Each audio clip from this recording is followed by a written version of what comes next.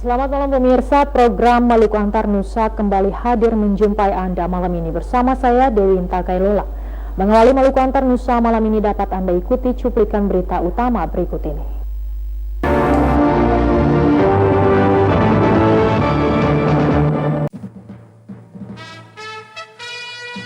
Pesawat kalibrasi milik navigasi tergelincir di Bandara Patimura Ambon. 5 kabupaten di Maluku masuk zona merah malaria.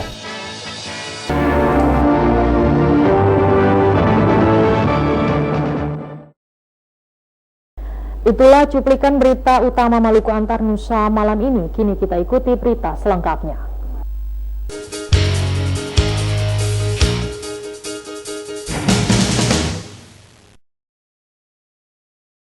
Pemirsa, pesawat kalibrasi milik Kementerian Perhubungan tergelincir Rabu siang di Bandara Patimura Ambon.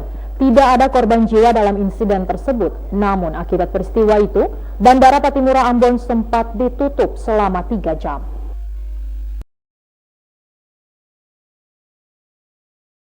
Pesawat kalibrasi jenis Kasa milik Kementerian Perhubungan ini tergelincir sekitar pukul 12 siang tadi di Bandara Patimura Ambon. Akibatnya pesawat dengan nomor seri PKC Aki King Air 350i mengalami patah roda dan keluar landasan. Diperkirakan kejadian itu diakibatkan cuaca buruk yang melanda kota Ambon sejak pagi.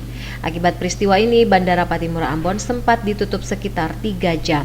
Sejumlah pesawat yang hendak mendarat terpaksa dialihkan ke bandara terdekat. Sementara pesawat lainnya yang akan berangkat mengalami penundaan. Sekitar pukul 14 waktu Indonesia Timur, pesawat naas itu baru bisa dievakuasi dari landasan pacu Bandara Patimura Ambon dan bandara dibuka kembali. Pilot pesawat Kapten Bobby Ari dan keempat awak lainnya dikabarkan selamat. Christine Sipahelut, Cakta Maela, melaporkan. 30 rumah milik masyarakat Batu Koneng yang rusak akibat bentrok antar warga beberapa waktu lalu kini sudah diperbaiki oleh pemerintah Provinsi Maluku. Sebagian besar rumah milik masyarakat Batu Koneng itu rusak ringan.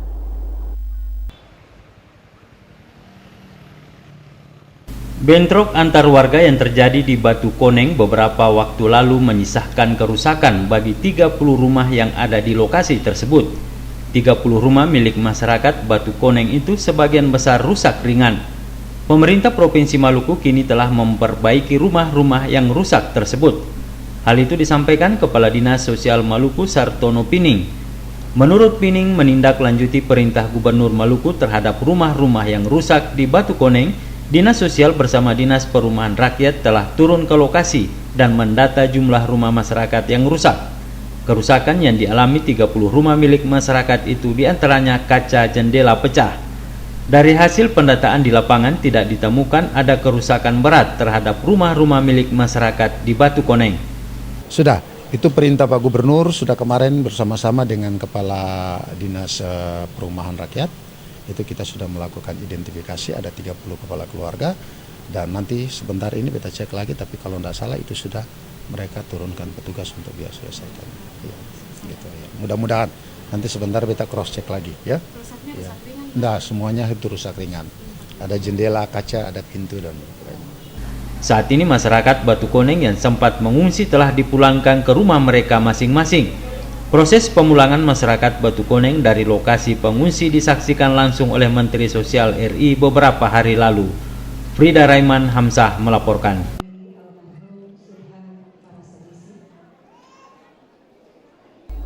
Pemirsa, 5 kabupaten di Maluku saat ini masuk dalam zona merah malaria. 5 kabupaten itu yakni Seram bagian Barat, Seram bagian Timur, Kepulauan Aru, Maluku Barat Daya, dan Buru Selatan. Kendati di Maluku sudah ada 2 kabupaten kota yang bebas malaria, yakni Buru dan Kota Tual dan masuk dalam zona hijau, namun masih ada sejumlah kabupaten di Maluku yang hingga kini masih ada di zona merah. Posisi kabupaten yang masuk dalam zona merah malaria itu karena daerah tersebut terindikasi tingkat penyebaran malaria sangat tinggi. 5 kabupaten tersebut yakni Aru, MBD, SBT, SBB, dan Buru Selatan. Untuk mengatasi hal itu, Dinas Kesehatan Maluku kini terus berupaya mengatasi penyebaran penyakit malaria di Maluku. Upaya yang dilakukan dengan membentuk Pokja Malaria di seluruh kabupaten kota di Maluku. Tugas utama Pokja yang dibentuk adalah melakukan berbagai langkah mengatasi penyebaran malaria di kabupaten kota dengan melibatkan masyarakat. Jadi Pokja penanggulangan malaria ini sudah dibentuk oleh kabupaten kota setelah pertemuan kemarin, dan upaya-upaya dengan melibatkan masyarakat itu harus dilaksanakan. Nah, dampaknya nanti di 2018 itu semua kabupaten kota ya, kecuali kota Ambon, memang ada beberapa kabupaten yang terindikasi malarianya masih tinggi, dan ya Kabupaten Buru kemarin sudah bagus. Kemudian itu ada Aru, ada Maluku Barat Daya, dan ada SBT. Nah, 3 kabupaten ini yang menjadi target, dan dalam waktu dekat ini yang merah, dalam tanda kutip ya, tanda merahnya itu mereka harus turun ke zona kuning. Nanti kalau yang sudah kuning itu ke zona hijau atau biru. Nah, tentu ini memerlukan upaya dan peran serta masyarakat. Kementerian Kesehatan Republik Indonesia telah menargetkan tahun 2030 Maluku bebas dari malaria. Namun Gubernur telah menginstruksikan tahun 2023 Maluku sudah masuk daerah yang bebas malaria. Frida Raiman Hamzah melaporkan.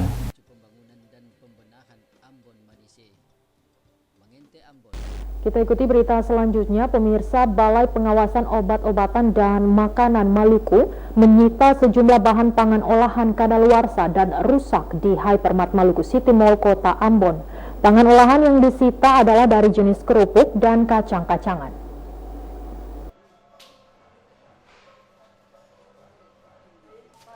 Sidak yang dilakukan Balai POM Maluku bersama instansi terkait menemukan sejumlah bahan pangan olahan kadaluarsa dan rusak di Hypermart Maluku City Mall.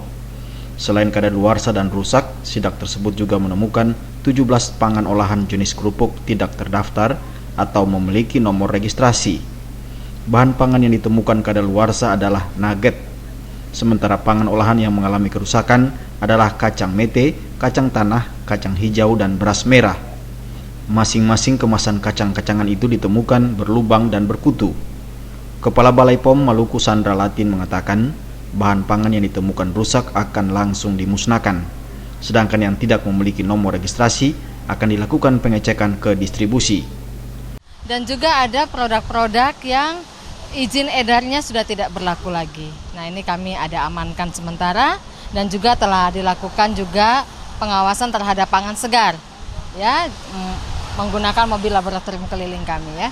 Ini sementara diuji, nanti kita tinggal lihat hasilnya bagaimana, apakah mengandung bahan berbahaya atau tidak. Yang izin edarnya sudah tidak berlaku lagi, kami akan cross check dulu ke pusat, apakah sudah ada perpanjangan izin atau tidak. Tapi kalau memang tidak ada perpanjangan izin, maka kemudian kami minta dikembalikan ke distributor. Tetapi untuk makanannya rusak, yang expired, itu langsung kami minta pelaku usahanya memusnahkan di tempat, disaksikan oleh pegawai Balai POM. Selain pangan olahan, sidak juga dilakukan terhadap bahan pangan segar seperti daging ayam, sapi, dan ikan. Untuk bahan pangan segar ini dilakukan uji laboratorium untuk mengetahui penggunaan formalin. Dari sidak yang dilakukan di sejumlah pusat perbelanjaan di Kota Ambon, tidak ditemukan penggunaan formalin di pangan segar. Sidak yang dilakukan Balai POM Maluku dengan instansi terkait bertujuan memberikan kenyamanan bagi masyarakat dalam mengkonsumsi makanan, utamanya di bulan Ramadan. Minggus Noya dan Edmond Tupan melaporkan. Pemirsa, ikan paus raksasa untuk kedua kalinya ditemukan di Kabupaten Seram bagian barat, tepatnya di Desa Sole, Kecamatan Waisala. Tim Loka Pengelolaan Sumber Daya Pesisir dan Laut Kementerian Kelautan dan Perikanan menduga ikan paus tersebut mati setelah mengalami luka gores.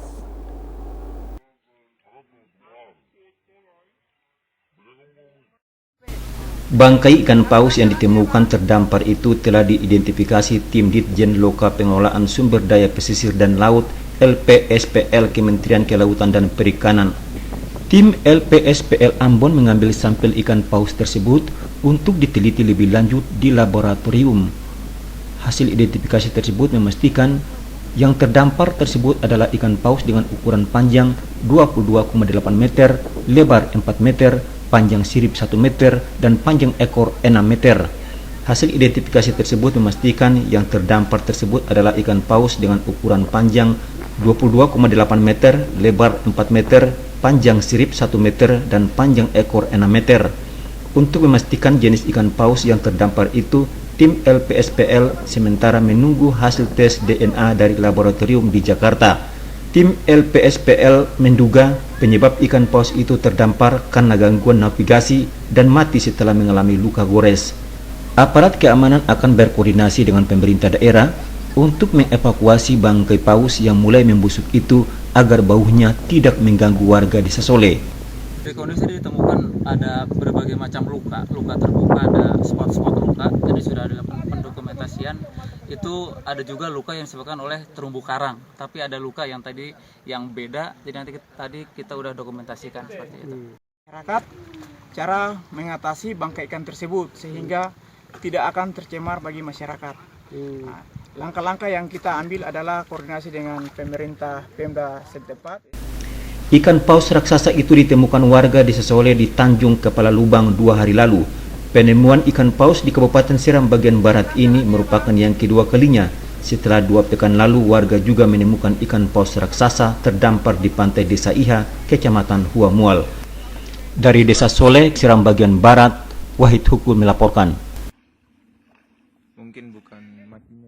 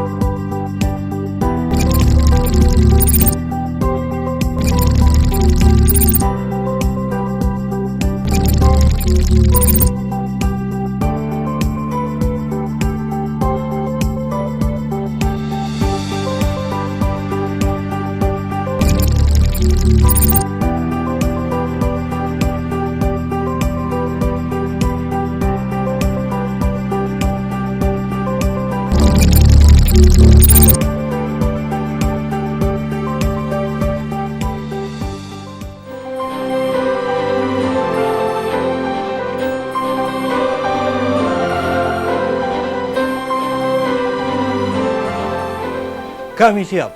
Kami siap. Kami siap. Kami siap. Kami siap. Kami siap.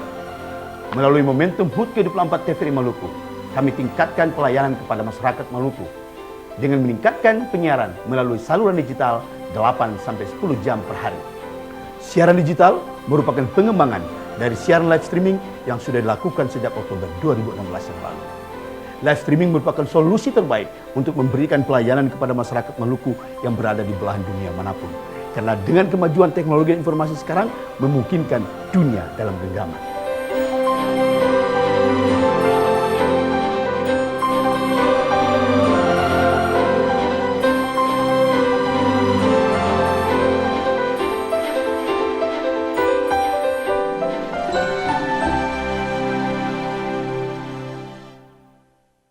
Pemirsa, uji lokasi terhadap 40 sampel pangan segar dan olahan pada sejumlah swalayan dinyatakan negatif.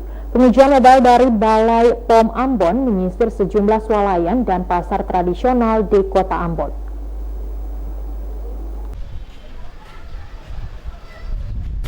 Balai POM Ambon kembali menggelar pengawasan terhadap pangan segar maupun olahan yang layak dikonsumsi masyarakat pada bulan Ramadan. Pengawasan dilakukan pada sejumlah swalayan maupun pasar tradisional di Kota Ambon.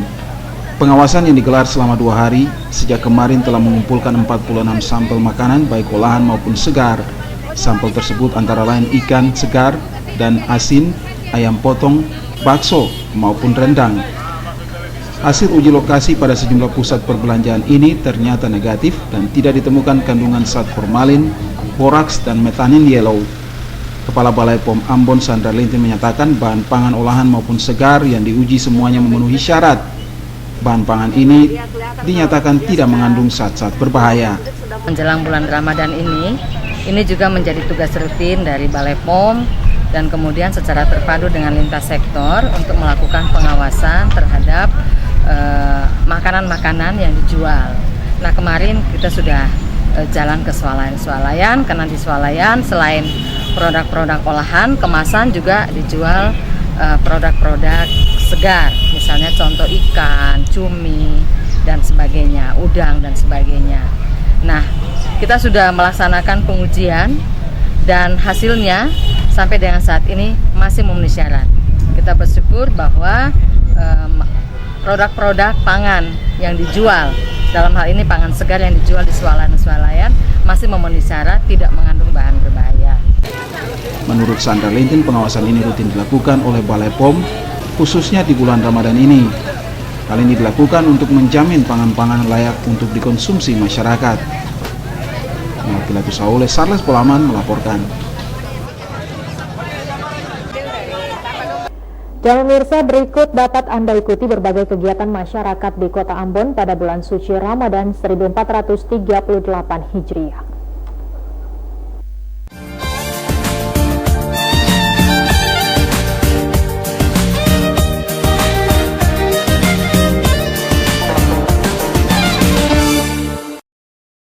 Pemirsa, setiap bulan Ramadan, pengurus Masjid Raya Al-Fatah Ambon menyediakan takjil atau makanan berbuka puasa untuk musafir. Buka puasa di Masjid Raya Al-Fatah Ambon setiap hari dihadiri lebih dari 100 musafir.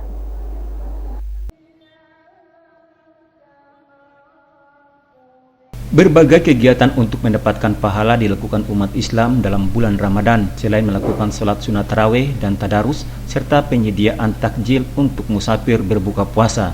Penyediaan takjil bagi musafir buka puasa telah dilaksanakan penghulu Masjid Raya Al-Fatah Ambon sejak lama. Sejak hari pertama hingga memasuki hari kelima Ramadan 1438 Hijriah, suasana buka puasa di Masjid Raya Al-Fatah Ambon dihadiri ratusan musafir. Pengurus Masjid Al-Fatah Ambon Nasir mengatakan, setiap hari buka puasa yang berlangsung di teras masjid dihadiri lebih dari 100 musafir. Takjil yang disediakan pengurus Masjid Al-Fatah diperoleh dari para pedagang penganan berbuka di depan Masjid Raya Al-Fatah Ambon. Usai buka puasa bersama, para musafir melaksanakan sholat maghrib berjamaah dilanjutkan dengan kajian serta tadarus. Hamjatomia melaporkan. Lembaga Amil Zakat, Infak, dan Sedekah Lazis PT PLN Wilayah Maluku, Maluku Utara memberikan bantuan 850 paket sembako gratis kepada keluarga kurang mampu.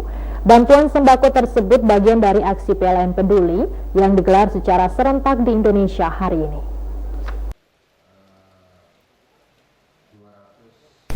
Memasuki Ramadan tahun ini, PT PLN secara nasional memberikan bantuan 50.000 paket sembako kepada warga kurang mampu.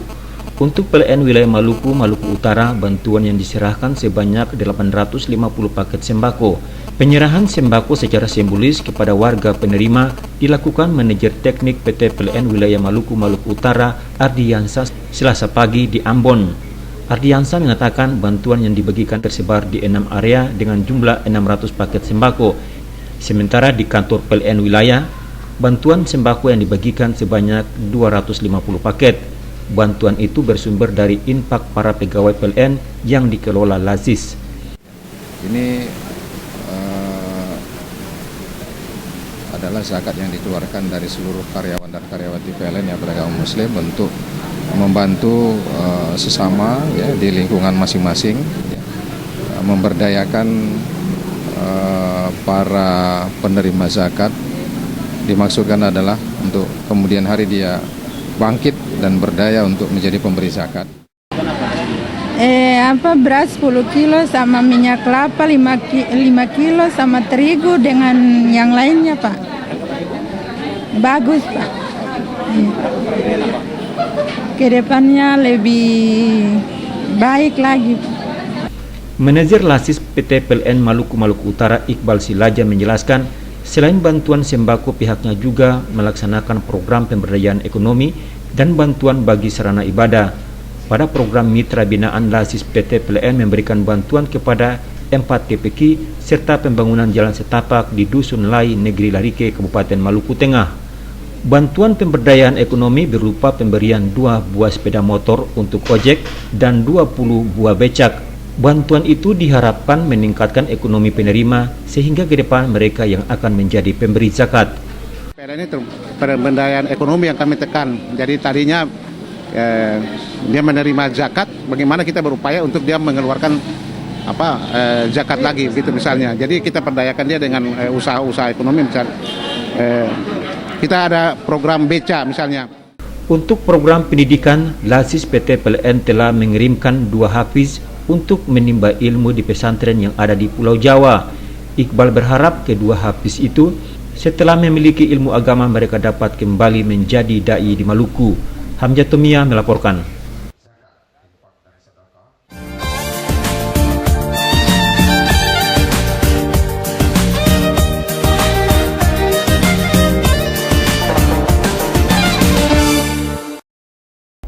Kita ikuti informasi lain pemirsa, 2 calon wakil wali kota Tual mendaftarkan diri di Sekretariat Pansus DPRD Kota Tual. Mereka adalah Abdul Hamid Rahayaan dan Abdul Wahid Hasim Fakaubun. Pendaftaran itu merupakan salah satu syarat dalam mekanisme pemilihan wakil wali kota Tual untuk sisa masa jabatan hingga 2018.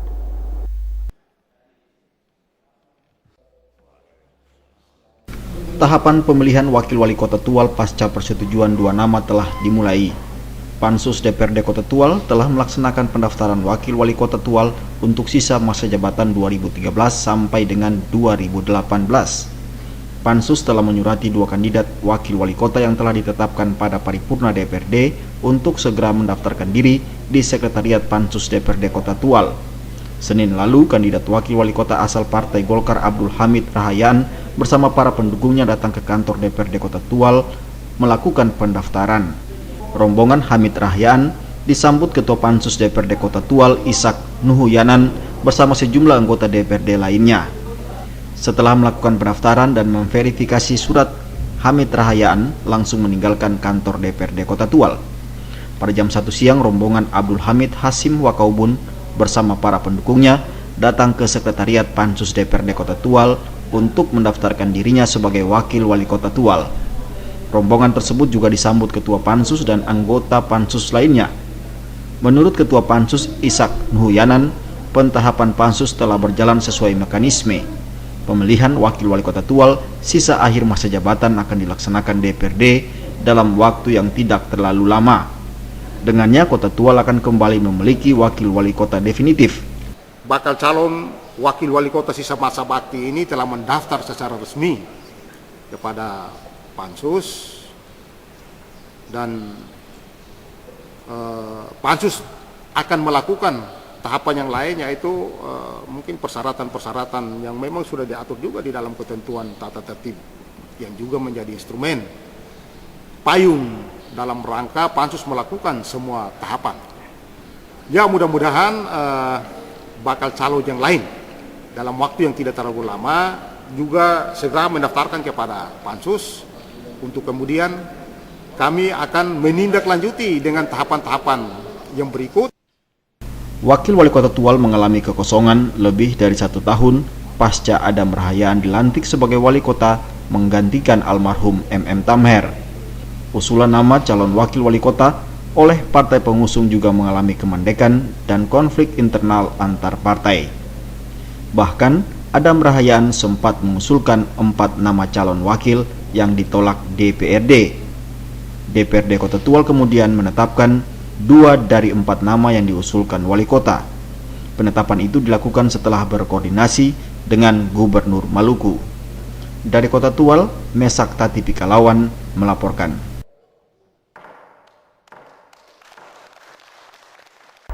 Sementara itu pemirsa, Wali Kota Tual Adam Rahayaan juga mendaftarkan diri sebagai bakal calon Wali Kota Tual periode 2018-2023 di PDI Perjuangan Kota Tual. Hari ini merupakan hari terakhir pendaftaran calon wali kota Tual di PDI Perjuangan.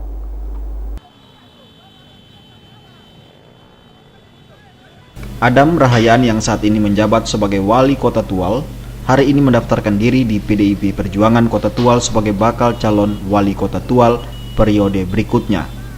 Adam bersama ribuan pendukung dan simpatisan mendatangi kantor DPC Kota Tual yang terletak di Jalan Air Un. Menurut Adam Rahayaan, formulir pendaftaran sudah diambil minggu lalu. Pengembalian dilakukan pada hari ini sebagai hari terakhir pengembalian.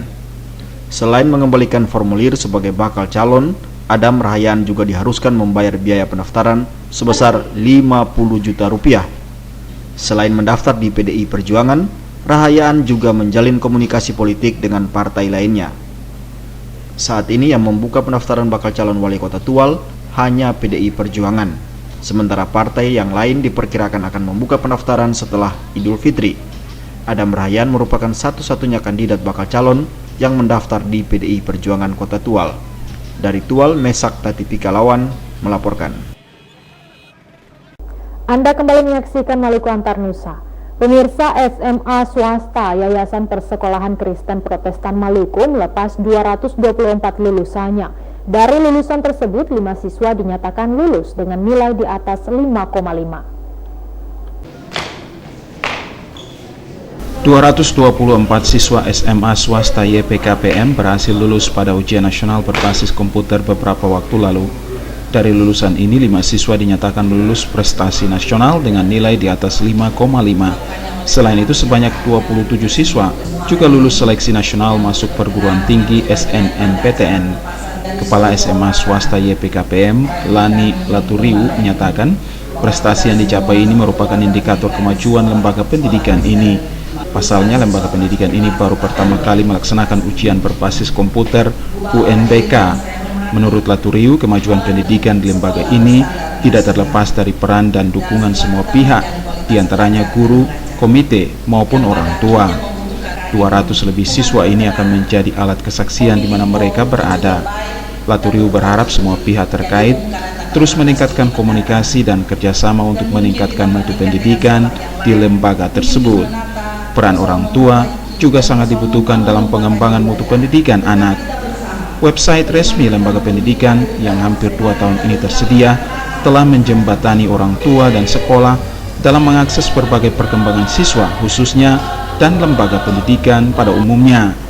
Malam pelepasan ini dilakukan untuk mensyukuri pernyataan Tuhan terhadap lembaga pendidikan dan para siswa kelas 12 yang berhasil lulus UNBK. Sekretaris YPKPM Ambon, Wem Papilaya, menyatakan lembaga pendidikan yang berdiri sejak 1934 ini telah melahirkan sejumlah pemimpin di daerah ini, sebut saja mantan gubernur, wakil gubernur, sejumlah kepala dinas maupun wali kota Ambon. Untuk itu, lembaga pendidikan ini perlu dikembangkan guna mengembalikan kejayaannya sebagai lembaga yang mampu bersaing di dunia pendidikan. Ketua Komite Sekolah, Semi Huwai, menyatakan apresiasi terhadap kepala sekolah yang kembali menjadikan lembaga pendidikan ini unggul di kota Ambon. Huwai berharap para alumni untuk dapat kembali ke alma mater tercinta yang telah membesarkan mereka. Kontribusi alumni terhadap perkembangan pendidikan sekolah swasta YPKPM sangat dibutuhkan. Pihak sekolah menyerahkan para lulusan secara simbolik kepada pengurus alumni lembaga pendidikan tersebut. Acara pelepasan siswa ini juga dilaksanakan dalam ibadah syukur yang dipimpin Pendeta Anis Parihala. Melkilatus Saule Sarles Bolaman melaporkan.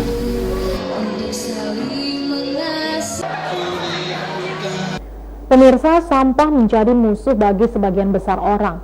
Selain menyebabkan bau tidak sedap, sampah juga dapat menyebabkan berbagai penyakit. Sampah umumnya dibuang percuma, namun di tangan orang-orang terampil dan kreatif, sampah dapat menjadi sumber penghasilan bagi mereka.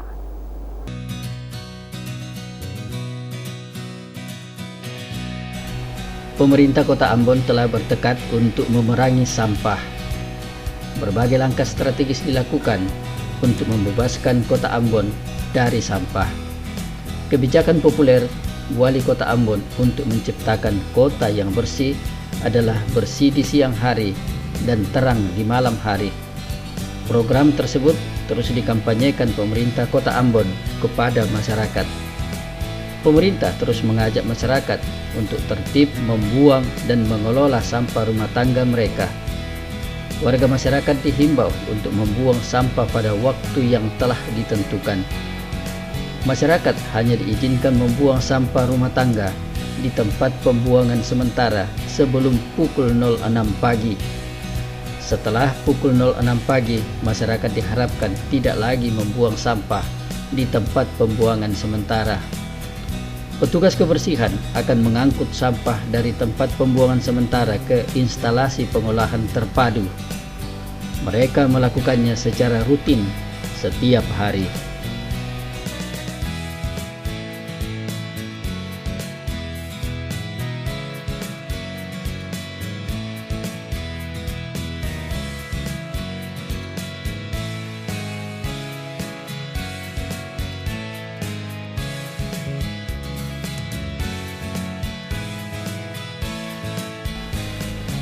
Selain petugas kebersihan yang mengangkut sampah ke tempat instalasi pengolahan terpadu, pemerintah Kota Ambon juga mengangkat petugas kebersihan yang setiap saat menyapu di sepanjang jalan dalam kota. Mereka bertugas secara bergantian sejak dini hari hingga tengah malam. Sampah yang bertebaran di jalan dipilah sesuai dengan jenisnya. Sampah organik dimasukkan ke tempat yang telah tersedia. Demikian halnya dengan sampah anorganik. Hal itu dilakukan untuk memudahkan petugas pada instalasi pengolahan sampah terpadu milik pemerintah Kota Ambon.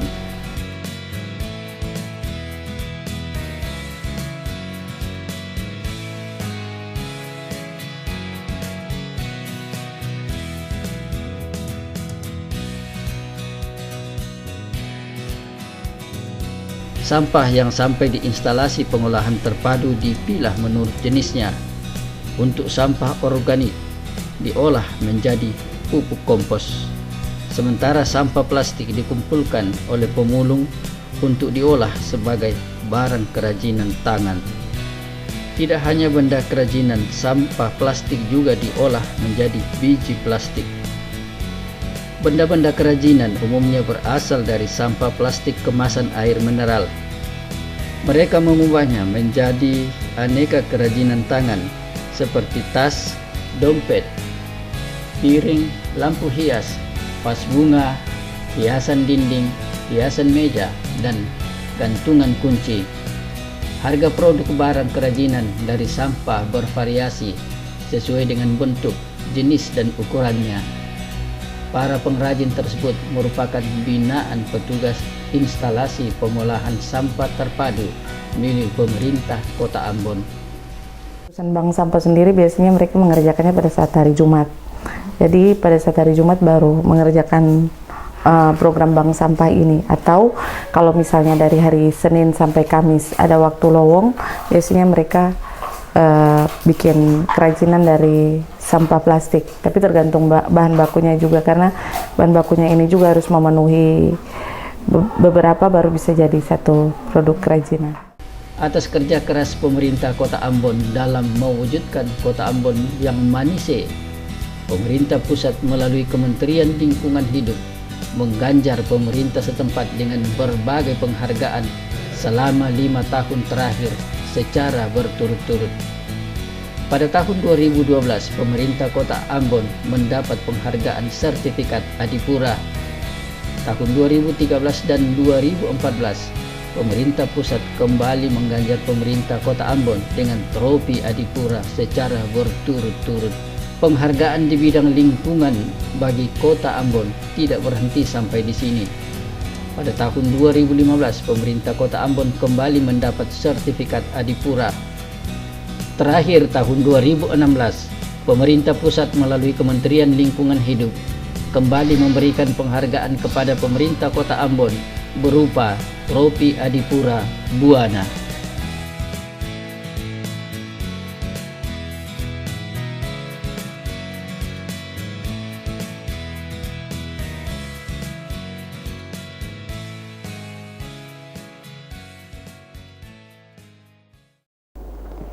Pemirsa, potensi perikanan Maluku merupakan ladang yang menjanjikan untuk meningkatkan ekonomi masyarakat di daerah ini.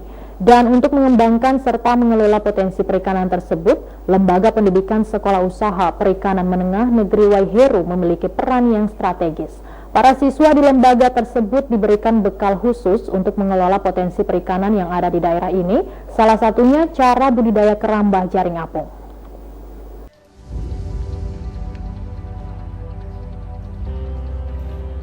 Sekolah Usaha Perikanan Menengah Negeri Waiheru adalah lembaga pendidikan yang melaksanakan pendidikan menengah kejuruan di bidang perikanan.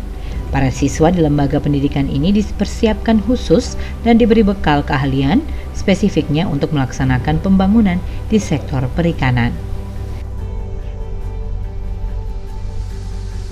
Salah satu program keahlian yang ada di SUPM Negeri Waiheru ini adalah teknik budidaya perikanan. Melalui program keahlian ini, para siswa diberikan pengetahuan dan keterampilan dalam membudidayakan jenis-jenis ikan melalui teknik budidaya keramba jaring apung.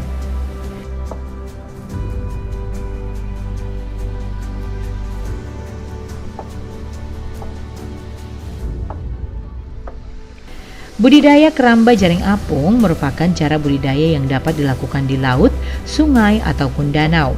Dengan keadaan air yang cukup tinggi dan kualitas air yang cukup memadai untuk melakukan budidaya, keramba menjadi pilihan yang bagus untuk melakukan budidaya. Keramba jaring apung adalah satu sarana pemeliharaan ikan atau biota air yang kerangkanya terbuat dari kayu, pipa paralon atau besi yang berbentuk persegi, serta diberikan jaring dan diberikan pelampung seperti drum plastik atau styrofoam agar wadah tersebut tetap terapung di atas air.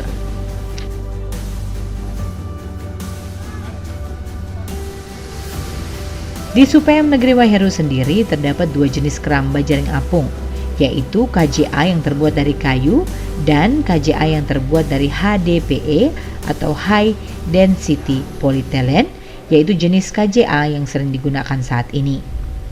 Dengan jumlah KJA lebih dari 50 petakan, siswa-siswi di SUPM bekerja sama dengan Kodam 16 Patimura dan mengembangkan beberapa jenis ikan. Di antaranya ada jenis ikan kerapu, bubara, kakap, dan jenis ikan hias clownfish.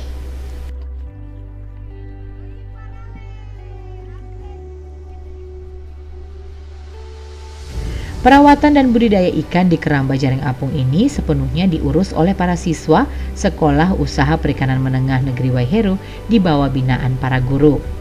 Teknik pembelajaran yang digunakan adalah TEFA atau Teaching Factory, di mana siswa bisa belajar teori sambil melakukan praktek di lapangan.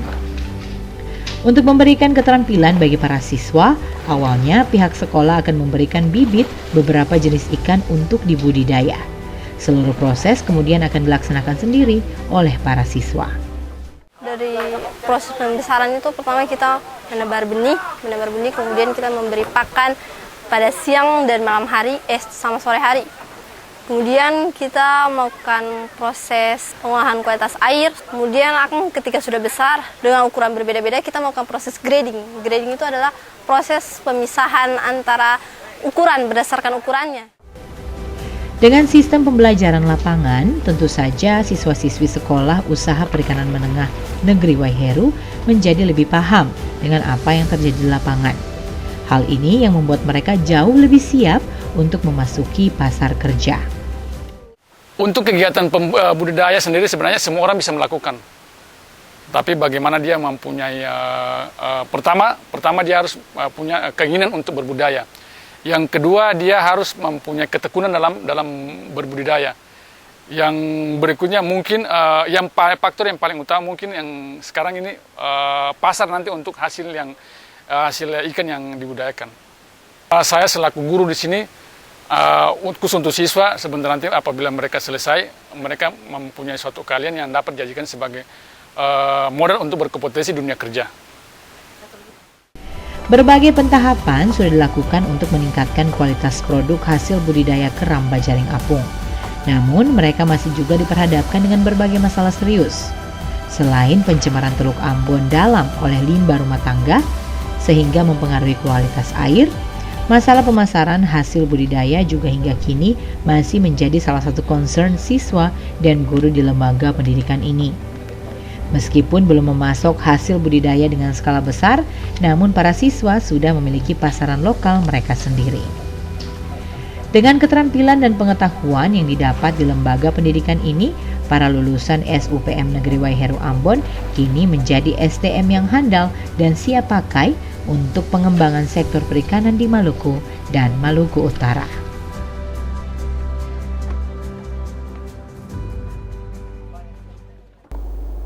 Pemirsa, sisik ikan biasanya hanya dilihat sebagai limbah dan dibuang begitu saja.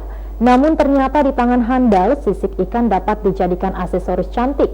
Di balik kecantikan aksesoris yang berbahan dasar dari limbah ini, ada sosok yang sangat luar biasa. Siapakah dia?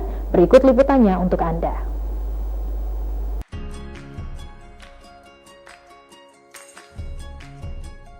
Sisik ikan biasanya hanya dilihat sebagai limbah dan dibuang begitu saja. Namun ternyata di tangan handal Theodora de Lima, limbah itu disulap menjadi barang yang cantik, unik, dan tentu saja bernilai jual. Limbah sisik ikan ini pun berubah menjadi salah satu ikon Maluku yang sudah dipromosikan dan terkenal hingga luar negeri. Beragam kreasi berbahan baku sisik ikan ini terlihat di salah satu sudut ruang di Rukawa, restoran dan eco house milik Ibu Thea de Lima. Beragam aksesoris sisik ikan mulai dari gelang, kalung, anting, tusuk konde, pin jilbab hingga bros berhasil mencuri perhatian siapa saja yang masuk ke sini, utamanya kaum perempuan. Warnanya pun beragam, tidak hanya putih yang merupakan warna asli sisik ikan, tetapi juga ada yang bervariasi. Wanita yang lebih dikenal dan juga lebih akrab disapa dengan Mama Thea ini memulai usahanya sejak tahun 2004. Ada cerita menarik di balik aksesoris sisik ikan ini. Ternyata awalnya Ibu Thea memulai ini tanpa sengaja. Ini kalau mau dibilang secara tidak sengaja, tapi tidak ada yang kebetulan.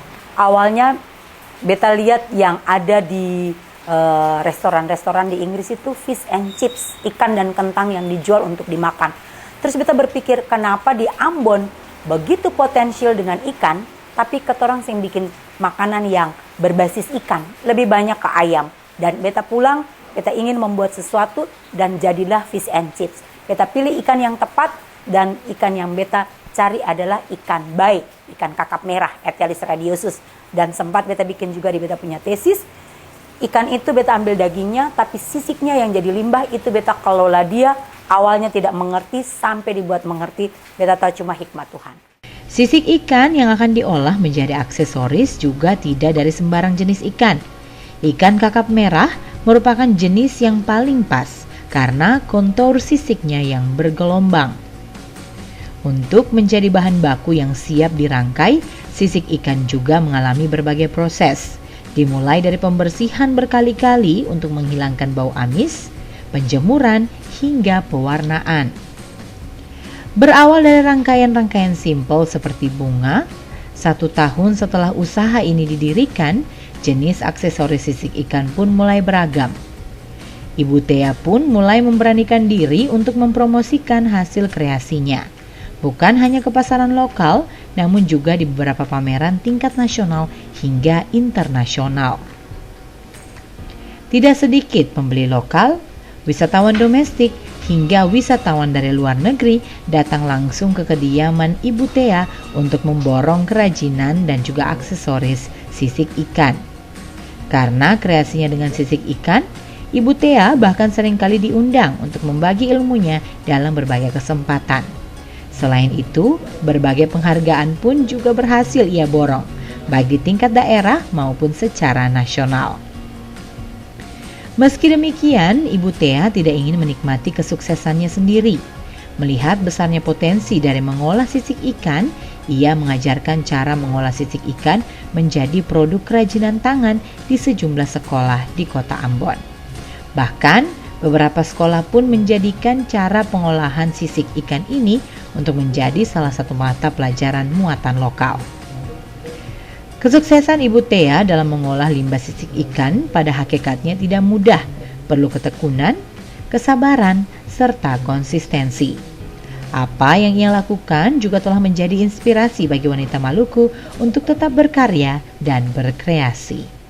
Setiap orang punya talenta, setiap orang punya sesuatu, tinggal bagaimana dia menggali. Dan satu yang beta pesankan, bagaimanakah ketong merasa bertanggung jawab untuk apa yang sudah Tuhan kasih dalam ketong punya kehidupan, potensinya apa, care dengan lingkungan, care dengan orang, dan itu akan membuat ketong terus terinspirasi. Jadi inspirasi itu tidak stop sampai di situ saja, setiap hari bisa berinspirasi. Kalau memang ketong mau seperti begitu, tapi kalau merasa dan bikin dan sudah cukup, berarti tidak ada what next.